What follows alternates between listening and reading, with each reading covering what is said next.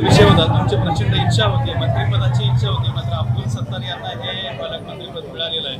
तुमची निश्चित नाराजी असणार आहे. मागच्या वेळेला तुमच्या दोघांमधली नाराजी समोर आली. मला पालकमंत्री सत्तारला दिल्याबद्दल कोणतीही नाराजगी नाही. एकदा मुख्यमंत्र्यांनी निर्णय घेतला, विषय त्या ठिकाणी संपला.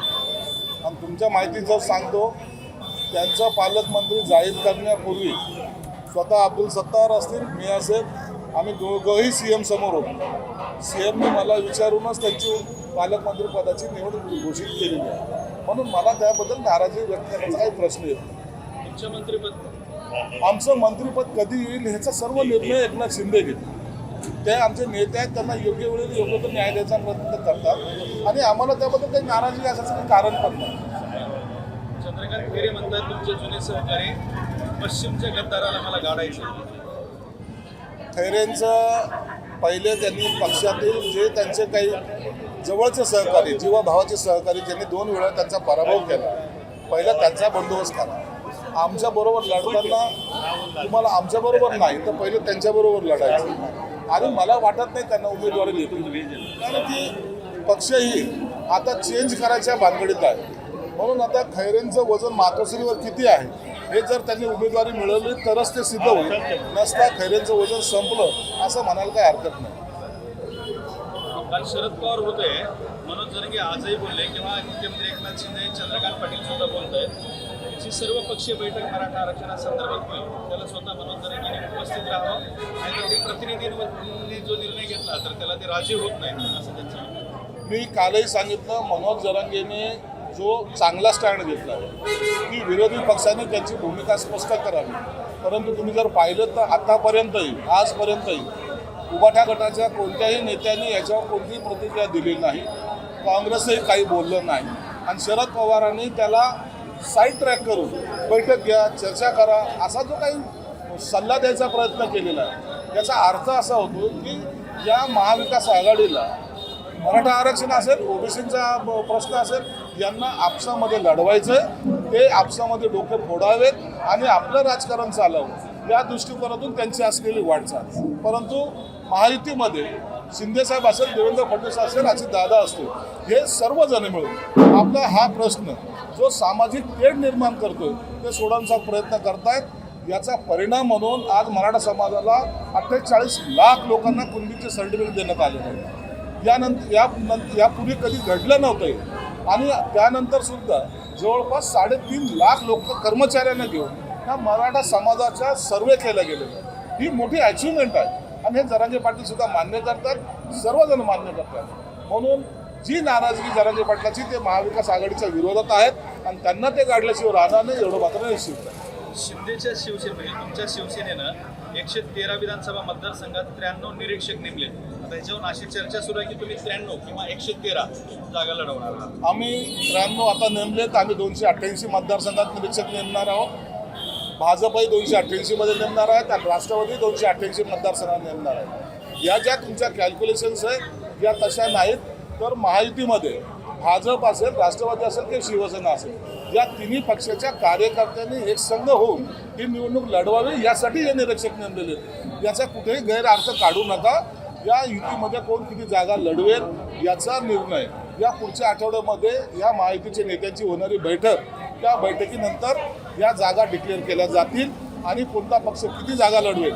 प्रत्येक पक्षाचा कार्यकर्ता किंवा नेता हा आपल्याला जास्त जागा मिळावा यासाठी आग्रही असतो. परंतु याचा अखेरचा अंतिम निर्णय हे तिन्ही नेते घेतील आणि तो जे निर्णय घेतील त्या पद्धतीने आम्ही निवडणुकीत लढणार आहोत. आमच्या महायुतीमध्ये कुठेही कुरबुर होणार नाही याची काळजी आम्ही घेतलेली आहे. उलट पक्षी महाविकास आघाडीमध्ये आजही जर पाहिलं तर त्यांच्यामध्ये एकमेकांमध्ये ताळमेळ नाही आणि ही महाविकास आघाडी येणाऱ्या निवडणुकीमध्ये एकत्र राहणार नाही असं चिन्ह आता सध्या दिसतं. तुमचे 113 पकडल्या, भाजपच्या 160 170 पकडल्या, तर हा आकडा तुम्ही मानूच नका. हा अजित पवारांना काही शिल्लक राहत नाही. हा आकडा हा तुमचा जो दिलेला आहे तो आकड्याशी काहीही संबंध नाही. युतीमध्ये आणखी बोलणी सुरू झालेली नाही. पुढच्या आठवड्यामध्ये बोलणीला सुरुवात होईल. त्यावेळेला सगळ्यांचे आकडे समोर येतील आणि यावर आज चर्चा करणे म्हणजे आपसामध्ये वाद घालण्यासारखा प्रकार आहे. आमच्यातला कोणीही कोणत्याही जागेवर आग्रही नाही. सर्व निर्णय हे वरिष्ठ नेते घेतील. सगळे सोयऱ्याचा जो GR काढला होता शिंदे सरकारने तर त्याचं आणखी अंमलबजावणी झालेली नाही, तर ह्या विधानसभेच्या आचारसंहितेच्या आधी त्याची अंमलबजावणी होणार का असा प्रश्न. आम्ही जो जी आर काढला होता त्या जी आराबद्दलचा सर्व जे त्याच्याबद्दलचं जे काही आम्हाला ऑब्जेक्शन आले होते किंवा तक्रारी आल्या होत्या, जवळपास 7.5 लाख तक्रारी आल्या होत्या, त्या तक्रारीचा निपटारा सर्व झालेला आहे. आम्ही दिलेलं 10% आरक्षण आज सुप्रीम कोर्टामध्ये ज्यांनी चॅलेंज केलं त्या त्यांच्या विरोधात सुद्धा आम्ही चांगले वकील देऊन आतापर्यंतही ते आरक्षण टिकून ठेवलेलं आहे. म्हणून आम्ही पॉझिटिव्ह लाईननी चाललेलो आहोत. आम्ही दोघंही समाजाला, ओबीसी समाज असेल, मराठा समाज असेल, दोघांना बरोबर घेऊन जाण्याची भूमिका जी आमच्या सरकारची आहे त्या दृष्टिकोन आमचे पावलं आम्ही टाकतोय आणि दोन्ही समाजाला आमच्याबद्दल असलेला विश्वास हा आम्ही टिकवणार आहे. संजय राऊत म्हणतायत तुमचे अत्यंत जवळचे मित्र अजित पवार गुप्तहेराप्रमाणे खोट्या विषय लावून अमित शहांना भेटायला जात होते. देवेंद्र फडणवीस अजितदादा रात्रीच्या अंधारात हुबेहूब मेकअप केला. बीजेपीचं राज्य नव्हतं तेव्हाही शिंदे अहमद पटेलांना कसे भेटायला जात होते हे सुद्धा. आम्ही कसं जातो याच्याबद्दल चर्चा करण्यापेक्षा संजय राऊत ते फरची टोपली घालून त्या राहुल गांधीला भेटायला काश्मीरला जातोय ना. आता यांचे हृदय सम्राट राहुल गांधी आणि ती सोनिया मॅडम आहेत, ज्यांचे देव बदललेले, ज्यांनी आपला नेता बदललेला आहे, त्यांनी आमच्यावर टीका करण्याचं काही कारण नाही आणि त्याला कवडीची किंमत आम्ही देत नाही. आम्ही जे जाऊ तो उघडपणे जाऊ, आम्ही जाऊ तो उघडपणे विरोधात जाऊ. आम्ही जे उठाव केला उघडपणे केला आणि छाती ठोकपणे तुमच्या छातीवर चढून आम्ही इकडे आलेलो आहोत. म्हणून आम्ही शिवसेना प्रमुखांचे जे विचार होते ते पायदळी तुडवण्याचा यांनी प्रयत्न केला.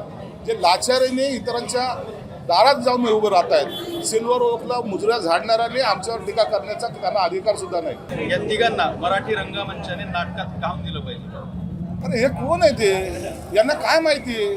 कोण संजय राऊत? काय त्याचा संबंध आहे? अरे पक्षाकडे बघ ना. त्या उद्धव साहेबांची तब्येत खराब का लागलास?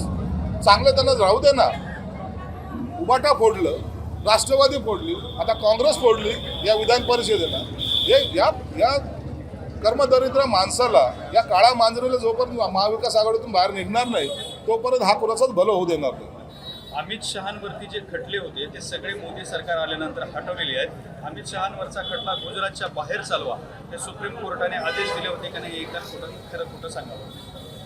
अहो त्यांनी काय केलं होतं, आम्ही तर त्या शरद पवारच्या हेलिकॉप्टरमध्ये दाऊदचा माणूस बसलेला होता.